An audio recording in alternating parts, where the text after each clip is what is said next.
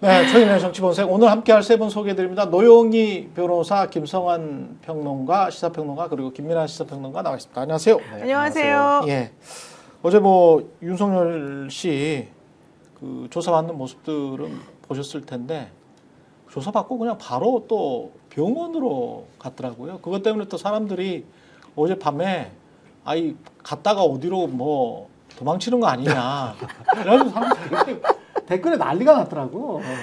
아니 근데 나는 뭐 그동안에 뭐 당뇨가 있다더라, 뭐 못 그 이야기는 많이 걷는다더라, 들었죠. 위험하다더라, 뭐 이런 얘기가 있어가지고 진짜 그런 줄 알았더니 네. 오늘 동아일보 보니까 안과 갔다는데요. 안과? 어. 아 부동시 때문에 아까 부동시가 아닌 것 같고. 고주병인가? 예. 아니 근데 무슨 안과 진료를 그렇게 오래 받나? 저녁 그러니까 밤 9시 10분쯤 돼서 서울구치소로 들어갔다는 거잖아요.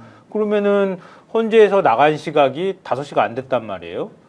그러면 교통통제 2시간 치료받았대요. 교통통제 다 하고 움직였을 테니까 수도병원 있는데 기껏 가봐야 30분 안짝으로 갔다고 치면 진짜 말씀하신 것처럼 2시간 반?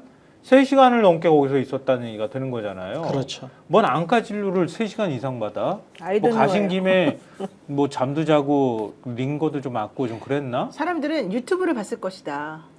아 유튜브를. 왜냐하면 그 안에서는 유튜브 보기가 어려우니까 네. 오히려 그동안에 계속 보아오던 거를 끊으면 이분이 중독이 3가지가 걸려 있는데 술. 하나는 술 중독, 알코올 네. 중독, 하나는 유튜브 중독, 네. 하나는 김건희 중독이다. 이건 제 생각이에요. 이거 너무 개인적인 생각이에요. 아 그러네. 김건희 씨한테 네. 중독이 돼요? 그렇죠. 네. 왜냐면 세뇌되고 아. 가스라이팅 되면 다 중독이에요. 근데 어쨌든 합리적 추정. 아니 이건 내 개인적인 생각인데 네. 그럴 것 같지 않습니까? 그럴 것 같아. 근데 거기 가가지고 다 3개가 한꺼번에 갑자기 탁 끊긴 거잖아요. 절단이 됐네. 접견도 못하고 술은 네. 당연히 안 줄 것이고 뭐 그러다 보니까 근데 이제 휴대폰은 어디서 나? 그리고 휴대폰도- 성훈이 있잖아요. 성훈이. 수행원들도 휴대폰이 있고 아니 거기 김성훈이 있잖아. 김성훈. 야, 성훈아, 너 경호처 갖고 와. 이렇게 직원들 다 했겠지. 데리고 다니잖아 지금. 성훈아 내 휴대폰 갖고 와?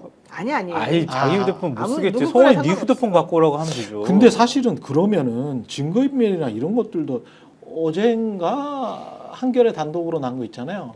김성훈의 변호인과 그다음에 그 본부장 이광우 본부장, 이광우 본부장. 김씨 뭐 다 뻔해줬잖아요. 윤석열 검찰이. 대통령 윤석열 변호인하고 변호인하고 겹치대? 4명 중에 3명이 겹친다는 거 아니에요. 예. 근데 4명 중 3명이 겹치면은 그래 한겨레 기사에도 그렇게 나와요. 이거 조직 범죄에서나 가능한 그러니까 주로 있는 방법이라는 거예요. 왜냐하면 우리 조폭이야. 조폭 두목이 구속이 됐어요. 근데 그 밑에 있는 행동대장이나 이런 애들도 지금 구속될 위기에 처해. 근데 변호인이 같아. 그렇게 되면 어떻게 하겠어요? 조폭 두목이 지시를 하라고 하고 얘네들이 지시 받은 입장이잖아요. 상하관계가 형성이 된단 말이에요. 그렇죠. 그런데 얘네들은 조폭 자기 이익이 두목이 이익하고 같단 말이에요. 그러니까 얘네들이 조폭 두목이 뭔가 범죄를 저지른 증거를 없애면은 지가 없애는 거기 때문에 증거인멸죄에 해당하지 않는단 말이에요. 그러니까 조폭 두목을 도와주는 게 되는 거잖아요. 이렇게 똑같은 꼴이라는 거예요. 그러니까 변호인이 그걸 윤석열 대통령한테 얘기를 듣고 난 다음에 김성훈 차장이나 이광우 본부장한테 그 얘기를 하고 가가지고 야 니네들이 증거인멸해도 아무 상관없어. 법적으로 처벌받지 않아. 근데 자기 거 증거인멸하면 윤 대통령 도와주는 게 되잖아요. 아니 근데 더 변호인이 똑같으면 그렇게 된다니까. 더 문제는 뭐냐면요. 그런 상황이라고 한다면 원래 우리가 같은 범죄를 저지른 사람들끼리 접촉하지 못하도록 하고 서로 간에 의사소통하지 못하도록 해요. 그렇지. 근데 지금 보세요. 김성훈을 비롯한 수많은 경호처 직원들, 지금 경호처에서 의사결정하는 사람들이 거기서 24시간. 어제도 지금 그 사람을 데리고 나갔다는 거잖아요. 경호해준다는 헌법재판소 거잖아요. 뭐 바로 앞에 있던데. 또. 아니 그러니까 그런 식으로 하면 공범끼리 지금 서로 얘기하고 내통하라고 하는 거랑 그러니까. 똑같은 거예요. 네. 나는 그래서 이 검찰의 태도를 이해할 수 없다고 지금 보는데 그러니까. 변호사를 지금 뭐 한 명만 똑같아도 안 똑같아도 사실은 얼마든지 소통이 가능하지만 지금 변호사 일부러 지금 다 똑같이 취급하고 있고 돈 누가 내줬는지도 봐야 돼. 그다음에 그러네. 그다음에 더 중요한 거 자기네들끼리 직접 소통할 수 있게끔 지금 문을 열어준 거잖아요. 그러니까. 구치소에 구속시킨 이유가 뭐예요? 증거인멸 때문인데 네. 증거인멸을 아예 그냥 대놓고 하라고 시킨 거나 마찬가지예요. 그게 이미 하고 있잖아요. 윤석열 대통령이 군 사령관들하고 통화했던 비화폰기로 그거 김성훈이 없애라고 없애버리라고 그랬고. 지시했다잖아요. 다행히 물론 예. 그 지시를 받은 직원이 이건 불법입니다. 그래서 삭제를 안 했다고 지금까지는 알려져 있거든요. 그리고 김성훈이 중간에서 그 경찰청장이나 사람들 불러가지고 거강꾼 노릇하면서 삼청동 안가로 불러가지고 모임 주선해줬다는 거 아니에요? 그거 확인하려고 안가 CCTV 확인하려고 했더니 이거 보안구역이야. CCTV 못 가져가. 그래서 압수수색 거부했잖아요. 그 김성훈이 이기지만 윤석열 대통령이 이기기도 하잖아. 아니, 게다가 그러니까 그러니까 구속영장을 만약에 청구를 한다고 하면은 증거인멸은 굉장히 중요한 사유가 될 수 있는데 구속영장을 지금 검찰에 들고 있으면서 빨리 재신청을 해야 되는데 아직 신청을 안 하고 있다는 거예요. 왜 그러는 근데 거예요? 뭐 굳이 오늘 사유로 동아일보에 나온 거 보면 이거예요. 오늘 내란 국조가 있거든요. 거기에 김성훈이 제가 나갈게요 이랬다는 거예요. 아유, 말도 안 그러니까 되지. 거기 김성훈 나가가지고 얘기하는 거 보고 난 다음에 신청을 하든가 신청하면 서울지검에서 그걸 뭐 청구 여부를 다시 또 판단을 하겠지. 아니, 이거 말이 안 그런 되는 얘기를 거예요. 하고 있더라고. 그거는 뭐 구속을 시키면 그 사람은 그러니까. 못 나갑니까? 지금 그러니까. 윤석열 씨 하는 거 보면 구속시켜도 다 나가잖아요. 그러니까. 그건 말도 안 되는 거고 나는 검사들이 처음에 뭐 공수처도 마찬가지고 처음에 윤석열 씨 체포 집행 해놓고 영장이 이미 발부되어 나와 있는 김성훈을 그대로 놔두고 이틀인가를 놔두고 갔잖아요. 그러니까. 난 그것도 되게 이해가 안 갔는데 물어보니까 뭐 윤석열이 좀 해달라고 뭐 약간 협상 조건에 들어있었다 이런 얘기가 있어요. 그런데 맞아요. 그렇죠? 근데 네. 그 이틀 동안에 뭘 했냐? 자기한테 불리하게 한 사람, 그 다음에 공수처 협조해준 사람, 뭐 내지는 말 안 듣겠다고 한 사람들 다 보복했대요. 지금 그 안에 들어가서. 인사로. 예, 네. 그렇게 혼내주고 들어가서 난리를 치고 있었었고, 그 다음에 경찰에서 경찰에 공조본에서 불러가지고 그 다음에 이 사람을 영장 집행할 거라고 사람들이 다 기대를 하고 있었잖아요. 예. 근데 나갔다가 다시 돌아오니까 내부적으로 내부에 있던 사람들이 얼마나 전부 다 겁나. 완전 멘붕 걸린 거예요. 얼마나 맞아요. 겁나. 그러니까 지금 그 아까 말씀하셨던 것처럼 윤석열이 체포 거부하면서 계속 버티다가 예. 마지막에 내가 자진 출석으로 하는 걸로 해줘 이렇게 협상을 시도했다는 거잖아요. 그랬죠. 그 협상을 시도할 때 조건으로 내세웠던 게 김성훈하고 얘네들은 체포하지 말아줘라고 하는 게 같이 옵션으로 딸려 있었다는 거예요. 그렇게 했을 때에도 그렇게 한 이유가 증거인멸이나 이런 것도 하기 좋다는 거잖아요. 그렇습니다. 그게 같이 그런 의도가 포함이 됐다고 얘기를 하는데 지금 이런 일이 벌어지고 있다. 이것도 이해할 수가 없고 오늘 한겨레 신문 보도를 보면 김성훈이 그러니까 거기 경호처 간부들이 집단으로 사실 항명도 한 거잖아요. 그렇죠. 당신 같은 사람들 말 믿을 수가 없어. 우리 따르지 않겠어. 이렇게 한 거라고요. 그래서 경호처 간부들하고 현안 점검 회의를 열었는데 거기에서 간부들이 굉장히 많은 건의나 이런 것들을 했을 거 아니에요. 근데 그걸 얘기 듣고 난 다음에 내부 게시판에다가 차장님 말씀 자료를 올렸대요. 20일 날. 그러니까 예. 엊그제 올린 거죠. 예. 4개 메시지들을 직원들한테 공유를 했다고 하는데, 그러니까 우리 거기에 표현이 이렇게 돼 있다 그래요. 지난 보름간 우리 조직의 생명은 보안이다. 지난 보름간 우리가 처한 상황과 언행이 실시간으로 언론과 국회에 노출됐다. 제보로 지휘부를 흔들고 흠집낼 수는 있으나 보안 누출은 우리가 먹는 우물에 스스로 침을 뱉는 것과 같다. 내가 경호처를 나가도 불신이 팽배해 조직의 미래를 담보하지 못하는 상황이 도래할 수도 있다. 이렇게 얘기를 했다는 거예요.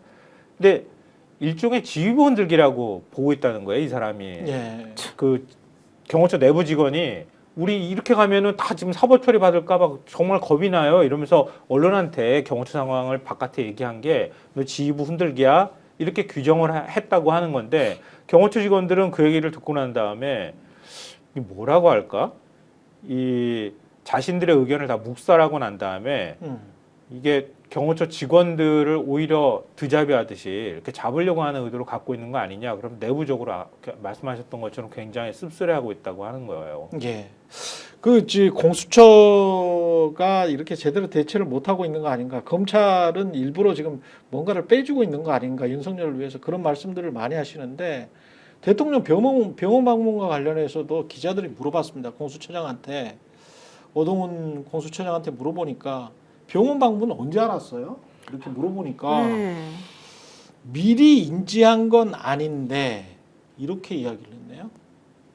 미리 인지한 건 아닌데. 그러면 공수처만 따시킨 거지 뭐. 공수처만 몰랐다는 거예요. 맘대로 경호처에서 윤석열 맘대로 이렇게 할 수 있나? 그러니까 저는 그게 좀 의심스러웠는데 원래는 이 사람이 관리소장한테 오케이를 받아야지만 이게 가능한 일이고, 예. 그러니까 구치소장한테. 구치소장한테. 그 다음에 구치소장은 그냥 혼자 임의로 하는 게 아니고 거기에는 의무과장한테 확인을 한단 말이에요. 법무부가 위에 있지 않습니까? 구치소면? 아니, 당연히 위에 예. 있고 이제 내부적으로는 예. 어쨌든 의무 과장이 음. 거기에 이제 의사들이 상주해 있으니까 예. 이 사람에 대해서는 뭐 어쩌고저쩌고 이제 얘기를 해줘야 되는 거예요. 위험하니까 병원에 가봐야 된다. 뭐 그러니까 이런 우리 식으로. 내부에서 해결할 수 없다. 어, 근데 보통은 막 아주 위험한 병들도 사실은 내부에서 해결할 수 있다 이래요, 보통은. 그렇죠. 근데 그렇죠. 이제 이렇게 제가 보기엔 별로 중요해 보이지 않는 그 병 때문에 꼭 가야 된다고 하면 뭐 눈 때문에 그랬다. 뭐 그것까지는 내가 잘 모르겠지만 어쨌든 네. 그렇다고 하면 미리 의무과장이 구치소장에게 연락을 해서 나가기 전에 그러니까 이 헌재에 나가기 전에 미리 다 오케이를 받아놓고 사실은 나가는 게 원칙이잖아요. 그렇게 했습니다. 상식적으로. 예. 예. 근데 어제 갑자기 아무도 모르게 갑자기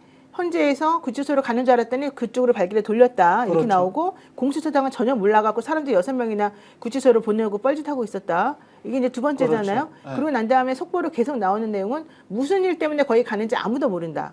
그러다가 맨 나중에 구치소 돌아갈 때 나온 뉴스가 뭐 구치소장하고 얘기했고 의무과장도 오케이를 했고 한 달 전부터 아파가지고 의사가 권유하던 건데 이렇게 해요. 이거는 나온 김에 공수처가 자기 조사하려고 대기하고 있는 걸 뻔히 알고 있지. 공수처가 9시 넘으면 못 하잖아요. 이거 자기가 동의 안 그렇죠. 하면. 그러니까 그 시간을 고려해서 일부러 자기가 거기 안 데리고 간 거밖에 안 되고 그러니까 당연히 공수처한테는 안 알리고 딸을 시킨 것이고 이렇게밖에 안 보이는데 그렇다라고 한다면 다 좋다 이거야.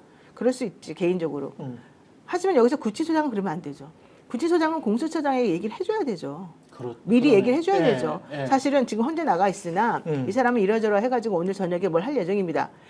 이렇게 해서 알려줘야 되고 만약에 그게 아니라면 즉흥적으로 결정된 거라면 그 즉흥적으로 결정된 과정이 너무 이상하다는 거예요. 그런 식으로 이루어지는 건 없다는 거예요. 김 대표가 한마디도 안 했어요. 해요. 김영현 뭐 증거인멸 충분히 합리적인데 그렇죠. 그렇죠. 그런 의도일 수밖에 없죠. 말씀하신 대로 그동안의 과정을 보면은 윤석열이 공수처의 조사를 다 거부하지 않습니까? 계속 거부를 하니까 소환을 거부하니까 공수처가 강제인치를 하겠다 이렇게 나오지 않습니까? 강제인치 시도했는데 강제인치 시도하니까 나는 헌법재판소 변론에 다 가겠다 이렇게 주장을 하잖아요. 그리고서는 이 헌법재판소 변론에 갈 것을 준비해야 되기 때문에 지금 변호사하고 얘기를 하고 있어서 예. 그래서 못 간다. 이렇게 버티니까 공수처도 변론을 준비하고 있으니까 그거에 대해서 이제 우리가 뭐 그것까지 침해할 수는 없다. 이런 논리로 이제 반까지 버티다가 물러나지 않습니까? 그리고 나서 이제 헌법재판소 변론하겠다고 간 거거든요. 그렇죠. 그리고 가고 나서도 그 간 어제도 공수처가 지금 말씀하신 대로 강제인치를 위해서 수사관들을 보낸 것이고 헌법재판소 갔다가 돌아오면은 공수처 소환을 하도록 해야겠다. 강제로 데리고 가려고 한 것인데 그것도 무력화시키는 어떤 과정으로서 지금 병원에 간 걸로 보이는 거죠. 이 맥락대로 하면은. 그렇죠. 최소한 병원에 가려고 하면 하루 전에는 이게 절차가 완료가 됐어야 되는 거고 지금 아까 말씀하신 대로 법무부가 결국은 이것을 알고 있어야 되고 법무부가 결국은 이 결정의 과정이나 이런 것들을 컨트롤해야 되는 거거든요. 이 그냥 구치소에 있는 그냥 어떤 사람이 아니라 현직 대통령이지 않습니까? 그렇죠. 현직 대통령의 동선의 문제인데 법무부 장관 정도가 이것은 컨트롤해야 되는 문제죠. 그런데 컨트롤하고 있었을 것 같다는 거지. 그렇죠. 구치소장 보고 받지 당연히 보고를 안 받겠어요. 이 정도 구치소장은 법무부 쪽에다가 교정국에다가 계속 당연히 보고하지. 교정국장한테 이야기를 했을 거고 현직 대통령이 그렇죠? 구치소에 들어갔는데 구치소장이 네. 이런 변화들이 생기는 거를 법무부 장관한테 보고를 안 하면 그럼 어떡해. 그렇지. 더군다나 이거를 현직 대통령이 움직이는데 최상목 대통령 권한대행 모르겠습니까? 네. 다 하는 거예요. 네. 그리고 공수처는 대통령 직속이지 않습니까? 그러니까 이런 사실관계들을 쭉 보면은 공수처한테는 일부러 알려주지 않고 이 윤석열이라는 사람이 공수처의 수사를 받게 되는 그런 상황은 피하자라는 의도가 너무 명확해 보이고 검찰은 어떻게 움직입니까? 앞서도 말씀하셨듯이 이 경찰이 청구한 영장은 반려해버려요.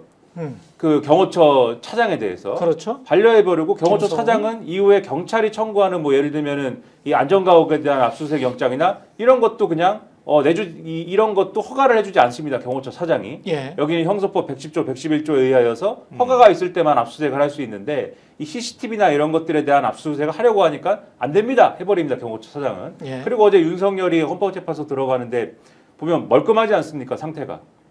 윤석열 씨가 예. 그렇죠. 예. 이발도 하고 깨끗하게 한 전혀 거죠. 예. 초치하고 있도 깔끔하더라고요. 않던데. 예. 멀끔하잖아요. 헤어 드라이 쫙 해가지고 예. 그 머리는 예. 어디서 했습니까? 무스도 발랐어요. 예. 구치소에서 해줬습니까? 머리를? 그 누가 해줬습니까? 헌법재판소에 미리 온 거잖아요. 지금 제 시간에 시간에 딱 맞춰서 온 거 안 온 거거든요. 먼저 왔어요. 어. 어디서 그렇게 때 빼고 광내고 머리는 누가 준비하고 누가 해줬습니까? 제가 볼 때는 경호처나 이런 데서 충성을 다 바치고 있는 거예요, 저 여전히. 옷이나 그렇지, 그런 그렇지, 것들도 그렇지. 다 준비를 했다라고 봐. 경호처에서 해야 될까요? 준비해 준 거지. 그렇죠? 그런 걸 보면은 네. 지금 굉장히 경호처 차장이라는 사람이 충성을 바치고 있는 정황들이 이렇게 나오는 건데 여기에 마샤스도 더불어서 하얗네. 여기에 더불어서 무슨 뭐 뒤에 말씀하실지는 제가 모르겠는데 대통령실 행정관이라는 사람은 문자를 뿌려가지고 여러분 집회에 모이세요 뭐 이러고 있잖아요. 그렇지. 여전히 윤석열을 정점으로 한 윤석열을 지키고 윤석열의 의지를 관철하고 윤석열의 편의를 봐주고 윤석열이 수사를 받지 않게 하고 이런 것들이 다 작동하고 있다라는 게 어제 다 드러났다 이렇게 생각을 합니다. 그러니까 이게 어제 상황을 보면 이제 그림이 이렇게 그려지는 것 같아요.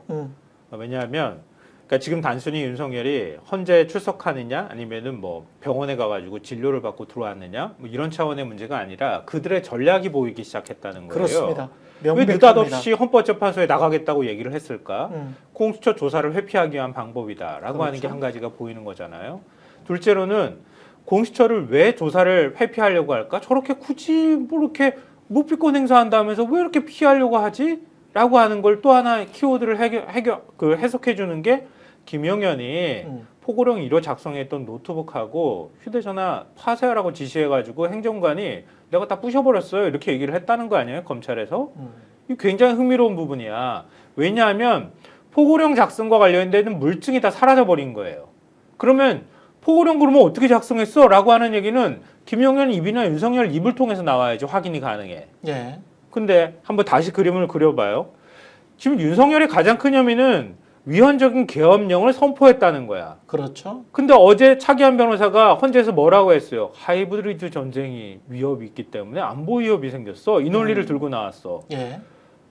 그건 계엄령 선포는 통치권에 해당이 되고 굉장히 그 민주당의 어떤 뭐 탄핵 소추라든가 뭐 예산 삭감이라든가 이런 것들은 많이 됐는데 그거 가지고는 지금 구실이 좀 부족하니까 전쟁 위협, 중국의 군사 기밀이 유출, 네. 군사 기밀이 유출된 거야. 그리고 부정선거 이런 것까지 얘기를 하면서 하나의 구성을 하는 거예요. 그러면 계엄령 선포가 통치권에 해당될 수 있어라고 하는 논리를 끊임없이 지금 보강하고 있는 거야. 근데 또 하나의 위헌적인 계엄령 선포라는 것에 아주 빼박인 물증이 포고령 1호였단 말이에요. 포고령 한쪽에서는 포고령 1호 만드는 증거를 딱 깨부셔서 없애버려. 증거인멸해. 윤석열은 조사 회피해. 그러면 그거 가지고 얘기할 만한 건 김용현을 지금 헌법재판소에다 불러가지고 얘기 듣겠다고 하는 거잖아요. 그렇죠. 김용현이 말 바꿔버리면은 어떻게 되는 거지 이거? 이렇게 되는 거란 말이야. 부하들에 대한 사인일 수도 있다. 니들이 좀 말을 바꿔주면 이게 근데 말을 아니, 바꿨어요. 예. 진짜 말을 바꿨어요. 그러고 난 다음에 그다음에? 김용현 측에서 예. 뭐 쪽지 입법기구 관련된 쪽지 네. 그 부분과 관련해서 윤석열 김용현이 줬다라고 윤석열은 주장했지. 그리고 내용도 김용현이가 썼다고. 맞아요. 그래서 김용현 측에서도 예. 그렇게 했다고 지금 또 대답을 했어요. 아 그래요? 네. 아 그러니까 이 사람들이 되게 웃기게 돌아가고 있어요 지금 이게. 그러니까 어제 나온 게 재밌네. 어제 헌법재판소 광경을 보면 이 법적 대응이지 않습니까? 어쨌든 헌법재판소 내에서 이루어지는 일들은 그동안 윤석열의 변호인들은 대단히 한심하지 않습니까? 이런 한심한 사람들이 없잖아요. 얘기하는데 제각기 하고 싶은 말 하고 자기들끼리 무슨 회의는 하는지 모르겠어요. 카톡 대화라도 하는지 모르겠어요. 일어나서 그냥 자기가 하고 싶은 말 합니다. 그리고 다른 사람이 얘기할 때 옆에서 자고 그리고 서로 관심 딴 데 두고 있다가 딴 얘기하고. 재판장이 물어보면 관심 안 두고 있다가 대답을 안 하고 아무도 안 하고 자기들끼리 하나도 손발이 안 맞는 모습을 보이는데 어제 윤석열이 나갔지 않습니까? 보면은 윤석열이 나가는 순간 그 법적 대응하는 변호인단의 그 대표 변호인이 윤석열이에요 보면. 예. 윤석열이 거기서 진두지휘를 하고 윤석열이 그 변호인 그러니까 윤석열이 어제 말도 안 되는 얘기를 잔뜩 했지만 가장 우수한 변호사입니다. 거기서 윤석열이. 윤석열이 거기서 최고의 수석 변호사예요. 이게 무슨 말씀을 드리는 거냐면 옆에서 차기한 변호사가 뭐 횡설수설하는데 2024년에 무슨 뭐 얘기를 하는데 툭툭 2022년에 뭐 어쨌다 얘기하는데 툭툭 치면서 그것은 2023년이다. 이것을 고쳐주기도 하고 그다음에 탄핵 소추인단에서 뭐 영상 계엄군 뭐 이거 영상을 틀었더니 거기에 대해서 재판 끝내려고 하는데 잠깐 기다려봐라. 저 영상을 보면은 계엄군이 들어가다가 물러서지 않느냐. 저게 어쨌든 소극적인 어떤 그런 집행을 보여주는 거 아니냐. 이 얘기를 하기도 하고 지금까지 변호인 그 이상한 변호인단이 하지 않은 얘기를 말도 안 되는 얘기지만 역시나 예. 말도 안 되는 얘기지만 윤석열이 막 한단 말이죠. 이게 뭘 보여주는 거냐? 결국은 이 모든 사태의 컨트롤 타워는 여전히 윤석열이고, 그러니까 이 모든 이게 변호가 됐든 증거 인멸 시나리오가 됐든 그 다음에 그 밑에 있는 사람들이 어떤 증언 진술이 됐든 컨트롤 타워는 여전히 윤석열을 중심으로 해서 뭔가 돌아가고 있다. 이거를 어제 보여준 것이고, 그럼 앞으로 헌법재판소에 이 헌법재판소 탄핵 심판에 증인이라든지 뭐 이런 사람들이 나와야 될 거 아닙니까? 예. 지금 당장 지금 노 변호사님이 김용현 전 장관 얘기도 하셨지만 앞으로 군인들도 나와야 되고 뭐 이럴 거 아니에요.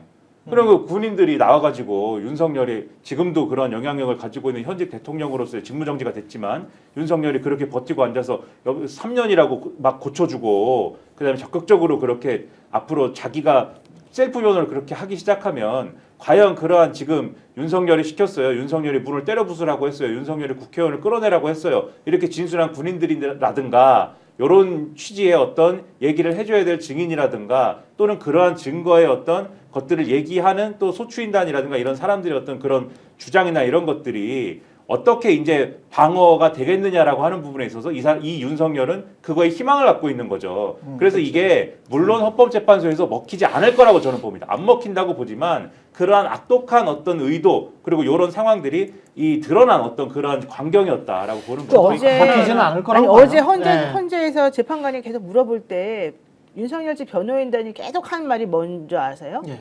23일 김영현 증인신문을 통해서 모든 걸 밝히겠다. 뭐든지 질문을 하잖아요. 그러면 전부 다 김영현 증인신문에서 24는 하겠다. 내일이네요. 네. 그러니까 뭘 지난번에 국무회의 관련된 거 뭐 어쩌고 해라 이제 이것부터 시작해가지고 뭘 얘기하면은 그거는 옛날에 뭐 국회 소추인단에서 이미 사실정황계 왔네요, 어쨌네요 이런 얘기하니까 그건 그거고 당신은 어쨌든 그건 해제 관련된 내용이니까 당신은 그럼 어떻게 하겠습니까? 신청한다더니 하겠습니까? 그랬더니 그거 맞으부터 하겠다 했어요. 예. 그 다음부터는 전부 다 뭐가 뭐예요 물어보면 전부 다 딴 얘기 장황하게 하다가 결국에는 김영현 오면 그때 그걸 확인해서 정리하겠다 이래요. 그렇죠. 근데 그 전에 김영현을 증인신문하게 해달라고 주장했었을 때 그 태도하고 또 180도 달라졌어요. 그러니까 내 생각에는 윤석열 지지자들이 늘어났다라고 한 여론조사가 나오고 그다음에 마치 그쪽 사람들은 전부 다 지금 국민의힘이 민주당을 꺾었다, 이겼다 이런 얘기 지금 계속하면서 탄핵에 대한 얘기가 지금 전부 다 사라지고 있다. 오히려 민주당이 미쳤다고 한다. 민주당이 예. 너무 심하다고 한다. 이 얘기들을 계속해서 하면서 예. 결집해야 된다.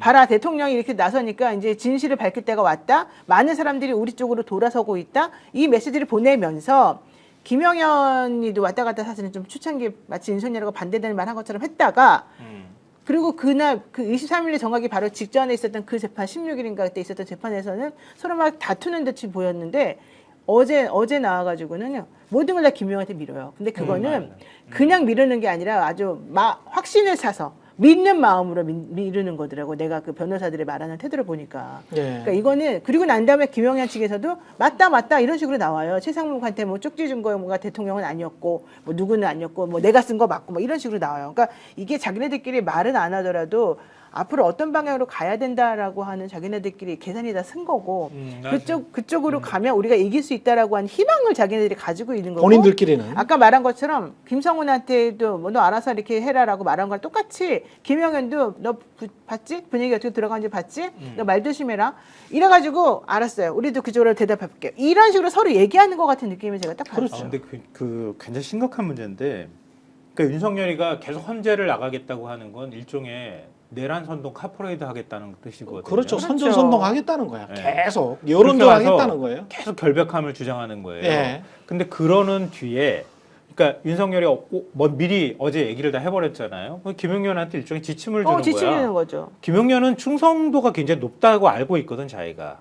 김용현은 그걸로 살아왔던 사람이거든. 그렇죠. 그리고 계엄령도 윤석열 한마디 떨어지니까 다 준비해가지고 자기가 노상원까지 동원해가지고 했다는 거잖아요. 자기 일종의 사주리까지 다 동원을 그렇죠. 한 거란 말이에요. 예. 그 정도 충성도가 있다는 거를 윤석열은 잘 알고 있는 거지. 그러니까 어떻게 말해라고 하는 지침을 이미 줘버린 거랑 다름이 없다.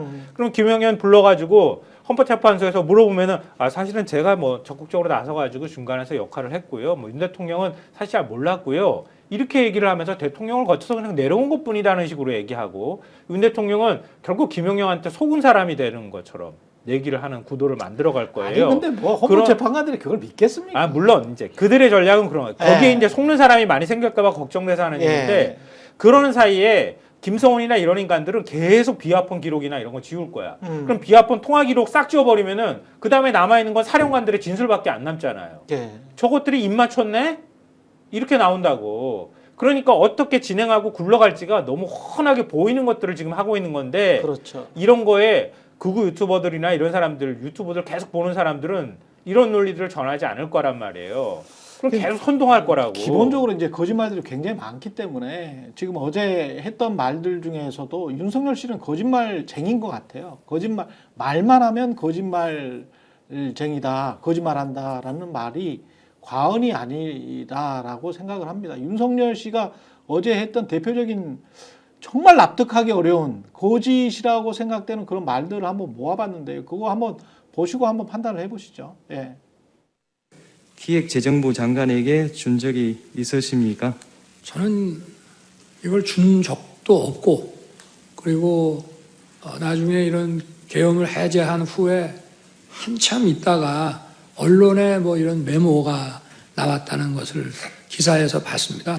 본인께서는 이진우 수방사령관, 곽종건 특전사령관에게 계엄 선포 후 계엄 해제 결의를 위해 국회에 모인 국회의원들을 끌어내라고 지시한 적이 있으십니까? 없습니다. 네. 다 없대요. 그러니까 비상계엄기구 관련해서 쪽지를 준 적이 없다. 근데 최상목은 옆에 있는 사람한테 그러니까 대통령이 야 그거 가지고 있는 거 줘라 라고 해서 자기가 받았고 그리고 받아서 차관한테 줬다는 거잖아요. 그리고 그러니까 그 이게 실물이 나왔어. 맞아요. 이게- 검찰에 제출까지 했는데 아주 디테일한 내용이 있어야 돼요. 네. 이게. 그러니까 이게 만약에 무슨 뭐 받은 사람이 최상목이 아니고 그리고 또 무슨 뭐 계엄사령부에서 일어난 일이다라든지 뭐 이런 얘기면은 뭐 윤석열의 주장에 갖다가 진위를 따져보자 뭐 이런 얘기가 될 수 있는데 그렇죠. 저거는 받은 사람이 최상목이지 않습니까? 그렇죠. 경제부총리예요. 부총리 겸 기획재정부 장관이에요. 본인이 그리고 그걸 국회에서 말했잖아. 그렇죠. 그리고 네. 기획재정부 장관한테 주고 외교부 장관한테 주고 장관들한테 준 거지 않습니까? 장관들한테 주는 사람이 그럼 누구겠습니까? 누가 줬겠어요? 국무총리가 줬겠습니까? 그리고 최상목이 언급을 하지 않습니까? 예. 그 자리에서 대통령이 얘기를 했다고 하지 않습니까?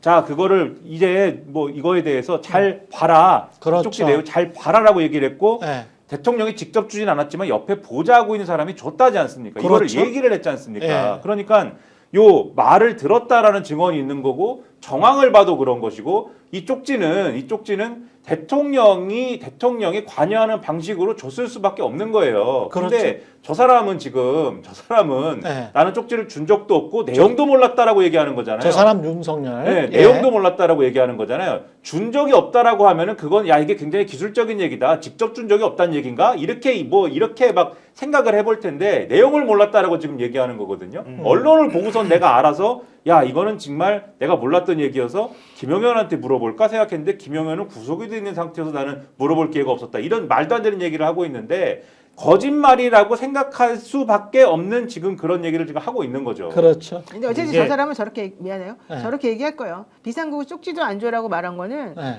그거 내 옆에 그 보좌관이 줬잖아. 내가 준 거 아니잖아.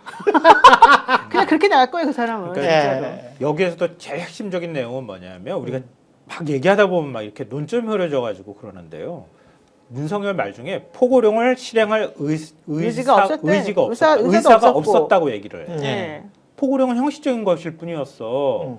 계엄령 선포도 그냥 경고성이었어. 그리고 군인들 들어갔다가 그냥 나오잖아. 이렇게 얘기를 한단 말이에요. 예. 윤석열의 논리는 그거예요. 예. 근데 포고령을 실행할 의지가 없었던 포고령을 그냥 선포했다는 얘기가 되는 거야. 그럼 누가 했어? 이렇게 나오니까 최상목 건이 딱 걸려서 나온 거야. 왜냐하면 최상목 문건 안에 비상입법기구 예산 편성하라고 돼 있는 게 그렇죠. 내용이 들어가 있단 말이에요. 예. 근데 최상목도 참 나쁜 사람이야. 대통령한테 책임 못 돌리니까 대통령한테 받았는지 경향이 없어서 누구한테 받았는지 잘 모르겠는데요. 이따구로 말 흐려놨어. 그렇죠. 근데 내가 받아서 주머니에 넣어놨다가 차관보한테 건네줬어. 예. 근데 차관보가 갖고 있길래 나중에 보니까 그런 내용이 돼. 검찰이 달라고 해서 검찰이 제출했어. 이렇게 얘기하는 거예요. 그럼 윤석열이가 작성했는지 윤석열이가 줬는지가 지금 불명확하게 만들어놨잖아요. 근데 김영현 공소장에 보면은 김영현은 내가 긴급조치와 관련한 예산이 필요하다고 판단을 해서 검토하고 난 다음에 그걸 대통령한테 건의를 했고 대통령이 그걸 건네줬다 이렇게 표현한단 말이에요. 어. 그러니까 윤석열이 최상목한테 준 건 맞아. 근데 윤석열은 뭐라고 하냐면은 난 그런 거에 대해서 잘 몰라. 뭐 줬나 안 줬나 기억이 가물가물하네. 그러니까 김용현이 주도를 해서 그 내용 다 만들어가지고 준 건데 뭐 쪽지 하나 주라고 했길래 나는 그때 너무 나도 정신이 없어서 주긴 줬나 잘 몰라 이렇게 나오는 거야. 그랬더니 김용현이 사실 그건 제가 만들었어요. 이렇게 나오는 거예요. 아니 근데 그러니까 논리상으로 제일 핵심 증거가 될 만한 것들을 흐려놓는 작업들을 하고 있는 거야. 그렇죠. 지금. 그렇기는 하지만 막판에 가서는 그러니까 국회 측에서도 그런 이야기를 합니다만 김용현 따로 그리고 윤석열 따로 해야 된다. 그렇게 해야 되는 이유가 김용현 입장에서는 본인이 내란 우두머리 되는 거하고 주요 임무 종사자 되는 거하고는 진영형이 하늘과 땅 차이거든요. 그러니까 그럼요. 본인이 내란 우두머리가 될 수는 없어. 김용현이가 아무리 세상에도? 무슨 뭐 전두환 밑에 있는 장세동 같은 사람이라고 할지라도 지금 이 김용현 처지에서는 그렇게 할 리가 없고 변호인들도 어떤 순간에는 아니 시킨 사람이 있는데 무슨 말 하는 거냐. 그리고 한두 번 만났어 그들이. 사실은 내란 모의를 여러 번 했잖아요. 김용현하고도 이진우하고도 그 여러 번 했지 않습니까? 그러면은 그 술자리에서 무슨 이야기를 했냐, 누가 무슨 주도를 해서 그걸 따로따로 다 물어보면 그게 그러면 김용현이 막 한다고 했는데 윤석열이 그러면 저지를 했니? 뭐 이런 이야기 하나하나씩 물어볼 수 있고 그러면 저는 이런 거짓말들은 다 드러난다고 근데 보고. 증인신문 해보셨어요? 그 증인- 법정에서? 예, 법정에서 안 해봤죠. 예. 나에게 예. 우호적인 증인이 있고 상대방에게 우호적인 증인이 있어요. 그쵸. 근데 보통 나에게 예. 우호적이지 않은 증인들, 상대방에게 우호적인 증인 우리가 적대적 증인이라고 그래요. 예. 근데 여기서 지금 윤석열 입장에서 이 김용현이라는 사람이 적대적 증인일까, 우호적 증인일까 사실 조금 헷갈리는 부분이 헷갈리죠. 있어요. 예. 근데 그래서 그렇게 적대적 증인이라고 판단이 되거나 뭔가 좀 껄끄럽게 피고인에게 옳지 않은, 되게 좋지 않은, 유리하지 않은 말을 하고 싶을 때는 또 해야 될 필요성이 있을 때는 이 법원에는 공개 재판이 원칙이지만은 윤석열 같은 사람이 쳐다보고 있으면 안 돼요. 그렇지. 그래서 윤석열이 째려보고 그 앞에 딱 앉아가지고 이제 김용현을 딱 째려보면서 김민아를 딱 째려보면서 상관이었잖아. 너 계속 그런 식으로 어디 한번 네가 뭐라고 대답하는지 들어보자 이러고서 막 눈을 부릅뜨고 쳐다보고 있다고 그렇지. 직접 생각하면 신문할 수 매우 부담스럽고 그렇지. 말을 할 것도 하고 막 말이 좀 다르게 해석할 수 있게끔 해요. 그러고 예. 나면 변호인단들이 그걸 이어받아가지고 막 유도신문하고 이제 별별 짓을 다 하는데 그래서 어떻게 국회 소추인단들이 변호사들이 말했어요. 분리하라고 헌법재판소에 얘기했죠. 그러니까. 분리하니까 이거 바꿔달라. 내지는 이 사람 쳐다보면 부담스럽다. 그랬더니 윤석열 측에서 무슨 소리냐고 절대 못한다는데 이렇게 나왔어요. 그래서 23일 날 자기네들이 영향력을 행사하겠다는 의지가 지금 너무 확고부동한 거예요. 윤석열 측에서. 그 사람의 존재 자체로도 그러니까 가릴막을 가리고 딴 데 가 있어도 사실은 그게 문제가 될 텐데 예. 바로 눈앞에다 쳐다보고 있으면 완전히 배신하기로 작정한 사람 아니면 사실은 제대로 대답을 못 하거든요. 예. 근데 그래서 아까 제일 중요한 거 그거 중요한 거 말씀하셨어요. 확인해야 우리는 돼요. 재수의 딜레마에 빠질 거라고 생각하잖아요. 근데 예. 그렇지 않다. 어. 왜냐하면 어쨌든 내란 수계는 윤석열이 될 수밖에 없는 구조잖아요. 그렇죠. 김용현이 수계가 되면 군사 반란을 김용현이 한 거잖아. 그렇지. 그게 어이가 없는 상황인 건데 말이 안 되잖아요. 김용희 스스로 그럼 대통령이 되려고 했다는 이야기야? 그렇죠. 아, 그렇지. 그렇게 하려고 했다는 거니까. 예. 그건 논리적으로 성립이 안 되는 얘기에 가깝고. 그러니까 김용현은 자기는 어찌됐든 내란 중요임무 종사자가 될 수밖에 없어. 그 한계는 명확하게 잘 알고 있는 거야. 변호인이 얘기해 줬겠지. 그렇지. 그러니까 어떻게 자기가 얘기를 하고 내가 책임을 진다 하더라도 윤석열이 결국은 우두머리라는 생각을 하게 되면 헌재에 가가지고 제가 다 했어요. 제가 다 했어요. 제가 다 했어요. 그렇게 해도 아무 상관이 없는 거야. 어쨌든 자기는 중요임무 종사자로서 어느 정도 역할을 했느냐의 범위에 관한 일일 뿐이지 중요임무 종사자 중에서 제일 핵심 인물이라는 거는 피하기 어렵단 말이에요. 법적 처벌을 피하기 어려워. 그러니까 윤석열이 나중에 가가지고 대통령직을 유지해버리면은 그럼 자기는 그냥 살아나는 거야. 거기에 희망을 걸 수밖에 없는 거죠. 그렇게까지 안 간다고 하더라도 윤석열 측에 도움은 될 수 있겠다. 그러니까 이제 탄핵이 된다고 하더라도 탄핵이 인용돼서 윤석열이 탄핵된다고 하더라도 거기에서 김용현이 했던 어떤 일관된 진술이 계속 나온다. 지금과는 상반되지만 다른 면에서 일관된 진술, 그러니까 윤석열 쪽에 유리한 진술을 계속한다. 그리고 형사법정에서도 계속한다면 그렇다면은 윤석열 측에는 유리할 수도 있고 그게 이렇게 돌아가서 윤석열이 다시 나온다거나 탄핵이 안 된다거나 그런 생각은 하지 않는데 가령 정권 재창출에 성공을 해서 뭔가 좀 사건이 흐지부지 되면서 정권 재창출에 성공을 해서 대거 사면이 될 수 있는 가능성. 이런 것을 노릴 수는 있겠네. 어차피 죽기 전에 나오기 어렵다고 할 텐데. 그러니까 자기가 걸 수 있는 희망은 이제 그런 것밖에 없는 거잖아요. 그렇죠. 그럼 자기 이익하고도 좀 부합이 되는 건데. 그렇지. 근데 일관된 진술은 이미 안 되는 거지. 왜냐 검찰에 가가지고 한번 포고령 말했잖아. 할 때 어. 포고령 써서 대통령한테 줬더니 대통령이 검토했다고 보고 그랬잖아. 야간 통행 금지 그 빼라고 말했다고 얘기한다거나. 그렇죠. 포고령 그 검토할 때 대통령이 법전을 찾아봤다는 얘기를 했다던가. 그렇죠. 그런 게 나오고. 그리고 이전에 군사정부 시절에 발효했던 포고령 갖다가 김용현이 베꼈다고 윤석열이 주장을 한 거잖아요. 주장을 했는데 이전에 군사정부 시절에 하나도 안 들어갔던 내용이 들어가 있는 거잖아요. 국회 기능정지에 관한 거라든가 그렇죠. 아니면 가짜뉴스에 관한 거나 가짜뉴스는 뭐 언론 통제에 어느 정도 포함된다고 치더라도 의사를 처단한다는 건 어디 생전 들어보지도 못한 포고령 내용을 어디서 튀어나왔냐고. 그 결국 대통령이 보고 승인했다는 얘기밖에 더 되겠어요? 그러니까 그거는 사실 그러니까 헌재에서는 다 받아들이지 않을 거고 다 엄청난 유죄 나올 거라고 생각은 하는데 그럼요. 다만 걱정되는 건 아까부터 제가 강조하지만 이게 그럴듯한 논리로 포장이 돼가지고 우리 내란 선동 카퍼레이드 하는 거 보고 사람들이 흥분할까 봐 그게 걱정이 되는 거예요. 디테일한 부분에서 그러니까는 뭐 법꾸라지의 생각을 할 수도 있겠지만 마찬가지로 뭐 먹히지 않는다. 왜냐하면 지금도 이제 국회 문 깨고 들어가서 끄집어내려고 했느냐라고 물었는데 아니라고 하잖아요. 그러면은 특전사령관, 수방사령관 뭐 이런 사람들이 했던 얘기 우리가 대통령한테 직접 연락받아서 뭐 이 전화해가지고 대통령이 끌어내라고 하더라라고 얘기한 그 진술을 그러면은 어떻게 할 거냐라는 거예요. 그러면은 그렇습니다. 그 사람들은 왜 거짓말했느냐? 윤석열 입장에서는 그 진술은 거짓말이니까 그거에 대한 설명이 있어야 되는데 어떤 방식으로 설명을 하냐면은 저 사람들이 정권 바뀔 거를 예상하고 진급하려고 저러는 거다 뭐 이런 얘기잖아요 지금.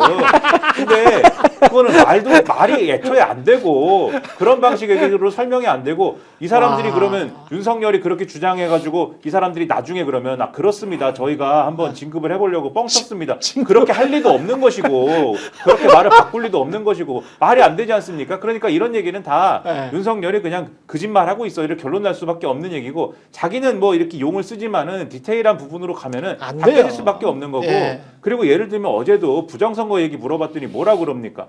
부정선거를 내가 꼭 무슨 뭐 선거가 부정이어갖고 그거를 다 부정선거라는 음모론을 제기한 게 아니고 팩트 체크를 해보라는 얘기였다. 이게 선관위가 점검이 안 되니까 들어가가지고 뭐 어떤 메커니즘에 의해서 이루어지는 것인지 확인을 해보라는 취지였다. 뭐 이렇게 얘기하지 않습니까? 그거를 군대를 동원해서 폭력 비상경험에서 아니 근데 팩트 체크를 하나? 근데 이게 어제 제가 뭐 다른 방송에서도 막 그거를 좀 얘기를 했는데 오늘 뭐 조선일보도 사설을 썼더라고요. 이 내란일보에 준하는 신문인 조선일보라는 이 쓰레기 신문이 사설에다가 또 그 얘기를 썼던데 이 분명히 지난번에 자기 지지자들에게 쓴 편지에 뭐라고 써있냐면은 증거가 너무 많다고 썼어요. 부정선거의 증거가 너무 많다. 그래서 이거는 뭐 지금 이 무슨 뭐 살인범을 잡지 못했다고 해서 살인 현장이 있는데 살인이 아니라고 할 수 없다 이런 얘기를 막 했지 않습니까?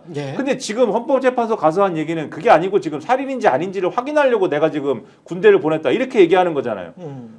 뭐 증거가 많다면서요.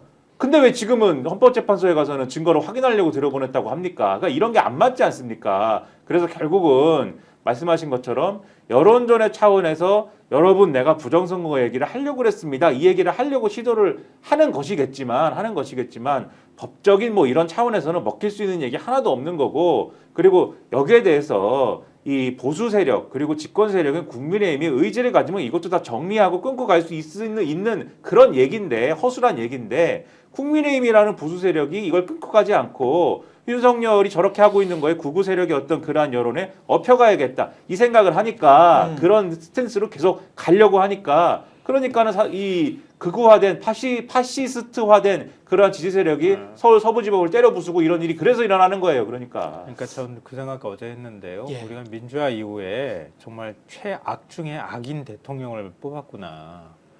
그러니까 거의 진짜 그런 것 같아요. 거의 미꾸라지 수준도 아니고 이건 어떻게 대응할지를 알기 때문에 자기가 저질러놓은 일들을 다시 지금 합리화하고 다시 그걸 새로 쓰는 작업들을 하고 있는 거거든요.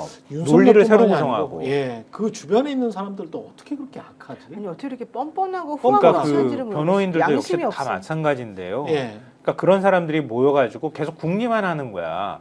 이걸 이런 논리로 이렇게 포장하고 그러면은 이게 합리화되지 않을까? 끊임없이 이런 논리들을 만들어가는 작업인 거예요. 거기에 꽤 많은 사람들이 지금 속고 있는 거고 너무 많은 정보가 들어가니까 해석 장애를 일으켜서 윤석열의 말이 그럴듯해 보이기도 하고. 근데 이걸 어떻게 차단할 거냐? 이걸 진짜 우리 사회가 심각하게 고민해야 된다. 근데 아까 내란일보 얘기도 했지만 언론은 밍숭맹숭하고 보수는 어쨌든 MBC나 JTBC 안 볼 거고 예. 보는 사람들 얘기만 볼 거고 지금 명확하게 근데 사실 뭐 MBC나 입장- JTBC 뭐 포함해가지고 거기가 훨씬 더 시청자는 많아요.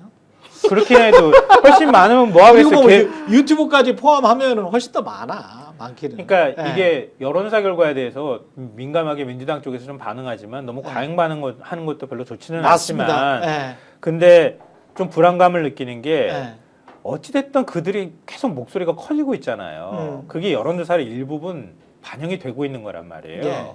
적극적으로 자기네들이 목소리를 내면서 반영을 하려고 노력을 하니까 반영이 되더라는 거야. 그게 순환 논리로 보면 다시 되돌아와서 이미 대한민국의 다수 의견이 돼버렸어. 그들은 그걸 믿어. 지금 대한민국은 이미 우리 손아귀에 들어왔다고 보는 거예요. 그럼 더 확신에 차서 행동하겠지. 더 그 확신에 찬 행동에 반대하는 사람들을 진짜 반국가 세력으로 몰아세워서 없애버려야 될 대상으로 취급하겠지. 그리고 국민정권권 얘기하면서 다 때려부셔도 되지. 이런 논리로 자기네들이 만들어 놓은 판으로 계속 이런 식으로 뭐랄까 순환하면서 자기들의 행동을 합리화하는 작업들을 할 거란 말이에요. 이건 굉장히 오랫동안 후유증을 남길 수 있는 문제이기 때문에 언론도 정신 차려야 된다. 그리고 정말 이런 얘기들이 제대로 나갈 수 있도록 해줘야 한다 이런 생각이 들어요. 예. 계속 뭐 지적을 해 나가면 저는 그래도 여전히 낙관적으로 보고 있습니다. 예. 뭐 한 마라톤도 말이죠. 앞에서 그 본인들 체력에 맞지도 않게 빨리 뛰는 애들은 꼴찌하더라고. 김문수 앞에서 지금 빨리 뛰잖아요. 예? 여론조사로 보면은. 근데 뭐 웰컴입니다. 김문수는 예. 일부러 그랬다는 설이 있는데요. 그렇죠. 예, 예. 윤석열 그럴 수 있지. 감을 네. 잡았을 수 있죠. 얘네가 일부러 그렇게 지금 하고 있다고. 환영합니다. 걱정할 필요 없어요. 예, 환영합니다. 잠시 광고 이어가겠습니다. 인터넷 신규 가입할 때 최대 48만 원, 가입과 동시에 현재 쓰고 계신 휴대폰의 통신사만 변경해도 추가 최대 30만 원 또 갑니다. 정수기 렌탈 최대 30만 원, 합하면 108만 원을 3년마다 받을 수 있는 혜택이고요. 약정 끝나셨다면 꼭 신청하시기 바랍니다. 현금 사은품 혜택 원치 않으시는 분들은 55인치 삼성 TV 1670-2571 네이버에 인터넷 비교원 검색하시고 상담 신청하십시오. 상담할 때 스픽스 또는 최경영의 정치본색 유튜브 채널 말씀해 주시면 가입하면 현금 비밀 혜택과 함께 할수록 더 큰 혜택, 지인 추천 시 추천할 때마다 최대 4만 원 모바일 상품권을 드립니다. 새 이벤트로 혜택 더 드리고 있으니까요. 놓치지 마시고요. 예, 홍삼 가격에 산삼을 드리고 있습니다. 산삼. 전설의 고려산삼의 맥을 잇는 지리산 산양산삼 추출액 순 100%입니다. 이름도 산삼순백. 산삼의 본향, 지리산 800고지에서 농약 한 방울, 비료 한 톨 없이 비바람 이슬 맞으면서 7년을 기다렸고요. 인삼을 산에 옮겨 심은 묘종삼이 아닌 직접 씨를 뿌린 시종 산양산삼을 사용했습니다. 다양한 사포닌 종류와 압도적 함량을 자랑하는 산삼순백 한 박스에는 7년근 산양산삼 30뿌리 분량의 사포닌이 들어있습니다. 꾸준한 품질 관리는 물론이고요. 컴파운드 K 강화로 흡수율도 높였습니다. 온라인 구매 후기 13,000건과 만점에 가까운 평점을 자랑하는 가성비, 가심비 최고 제품입니다. 새해를 맞아 특별한 구성이 준비되어 있습니다. 순백 산삼 1+1 그리고 산삼떡 3종 세트 그리고 산삼 침향환 열환까지 풍성하게 드리겠습니다. 쌉싸름한 갈색 엑기스 산삼순백 함께 하시기 바랍니다. 1666-1080이 전화문이고요. 산삼순백은 네이버 검색창에 산산순백 꼭 확인해서 검색해 주시기 바랍니다. 예. 이 사람이 하도 어처구니 없는 말들을 많이 해가지고 이거는 어떻게 보세요? 군인들이 본 청사에 진입을 했는데 그 직원들이 좀 저항을 하니까 스스로 이렇게 나오지 않습니까? 얼마든지 더 들어갈 수 있는데도 이건 궤변 아니고 뭐라 그래야 되지? 이거를 뭐 노상원식으로 말하면요. 네. 잡아다가 벙커에 집어넣어서 네. 야구방망이로 족쳐야 돼요. 그러면 이런 말이 나오나? 그러면 이런 말이 나올 것 잡아 같아요. 족쳐야지 네. 솔직한 자기 얘기를 실토하지 않을까. 네. 돈 그냥 씌워서 끌고 군인들이 국회의사당의 직원들이 좀 저항을 하니까 스스로 나오는 훌륭한 군인들이었는데 그것과 자기의 계엄 포고령과는 무슨 상관이 있는 거야? 본인이 네. 그러니까 이 얘기를 제가 아주 좀 이제 우스개로 만들면 본인이 그러라고 시켰다는 겁니다 지금. 그 얘기잖아요 지금. 그러니까는 계엄령을 내가 선포할 것인데 군인들에게 네, 살살해라. 질서 유지만을 위한 네. 그러한 이제 군인의 역할을 하고 그렇지만 질서 유지를 위해 국회 창문을 깨부시고 이제 들어가라. 그리고 국회에 들어가서 질서 유지를 위해서? 네, 질서 유지를 위해서 보좌관들이랑 싸워라. 그래서 네. 보좌관들로 하여금 소화기를 뭐 뿌리게 하고 네. 그렇게 해라. 다만 그들이 저항하면은 네. 슬슬 물러나라. 질서 유지를 위해서. 어디까지가 저항이야 그러면? 모르겠어요. 근데 그렇게 소화기 자기가 뿌리기 전까지는 계속 갔다가 소화기 뿌리면 물러나라 이랬나? 네, 그러니까 아니 뭐 그거는 텔레파시로 시켰든지 국회를 위험에 빠뜨린 보좌관들을 막기 위해서 계엄군이 투입이 돼서 그 네. 보좌관들이 국회 안에서 내란을 폭동을 일으켰기 때문에 그 질서 유지를 위해서 유리창을 깨고 들어갔다고 하겠지.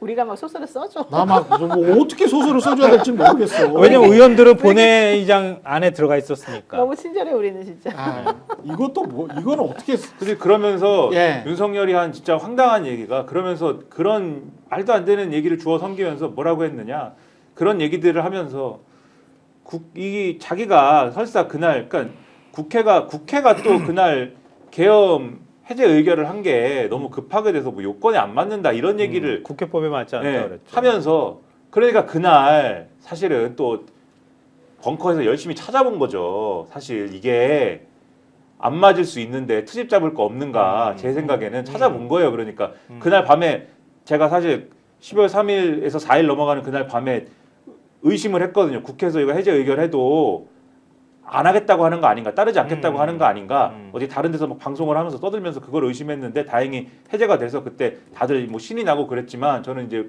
불안하다고 생각했는데 찾아본 거예요. 찾아봤으니까 지금 와서 이런 말 하는 거 아닙니까? 근데 그런 말 하면서 뭐라고 그랬냐면 그렇지만은 그 다음 날이건 언제건 언제든지 국회가 원하면 국회가 아닌 다른 장소에서도 해제할 수 있는 거 아니냐? 그거를 자기가 어떻게 막느냐?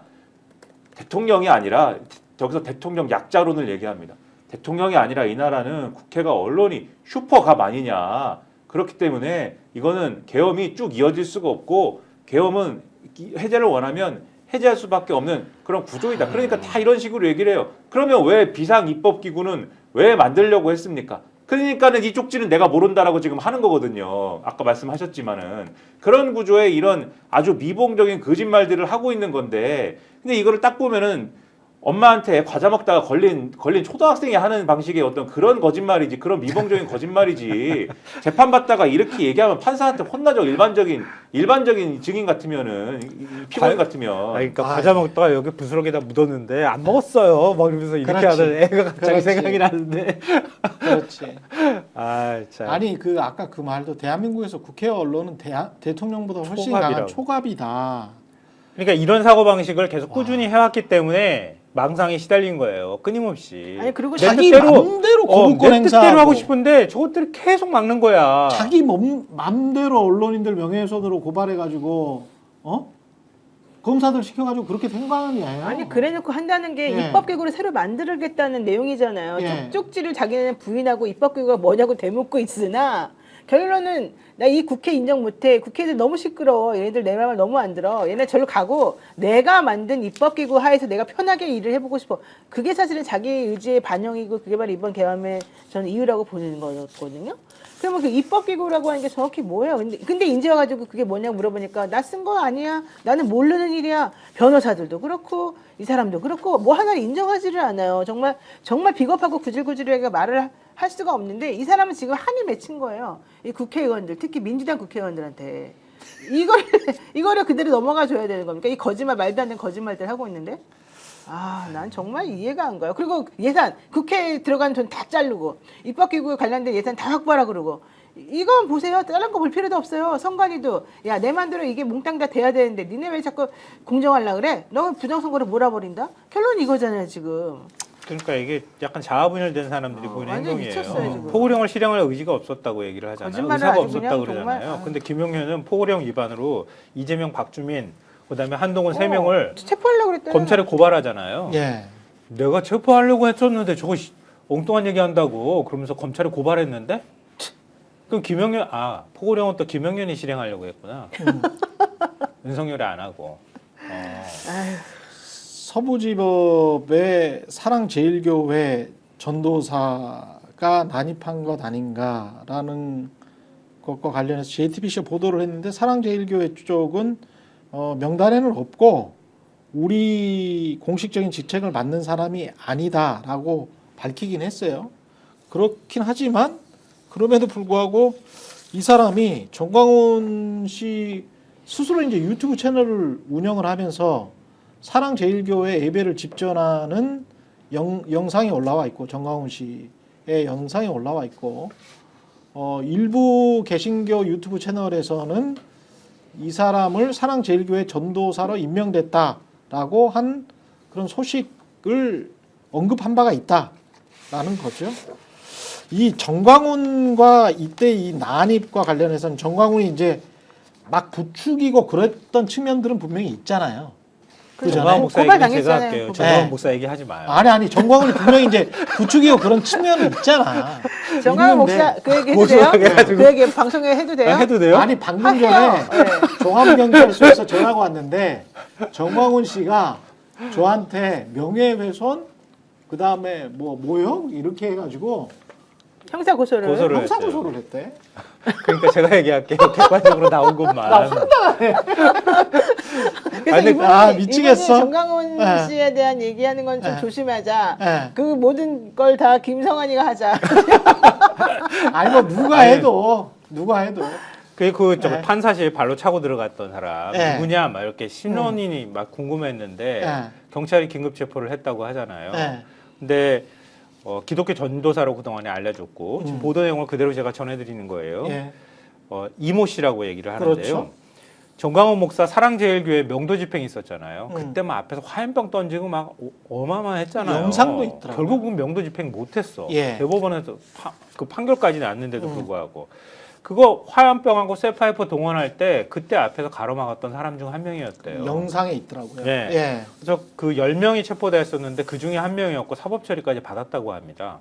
근데 사랑제일교회에서는 이 사람은 교회에 어떤 직책도 맡고 있지 않은 사람이야. 이번에 이렇게 해명을 했다고 하거든요. 그렇죠.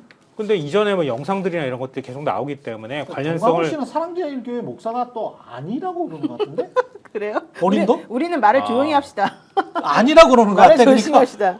아니라고 그러는 것 같은데 사랑제일교회와 정광훈 목사가 어떤 관련이 있는지는 모르겠어요. 지금도. 그럼 뭐예요 그러면? 그 그 그러니까 사람은 됐다가 안 됐다 그러는 건가? 나 아. 이게 모르겠어 뭔지. 이 이모 뭐 씨는 어떤 하나님의 법적인 명을 것 때문에 받아서 그럴 수도 있을 것 사랑제일교회를 같고. 보호해야 된다라는 네. 하나님의 명령을 받아서 거기 가가지고 사랑제일교회도 보호해주고 막 때려부시고 그렇게 하다 구속된 일종의 영웅인 거죠.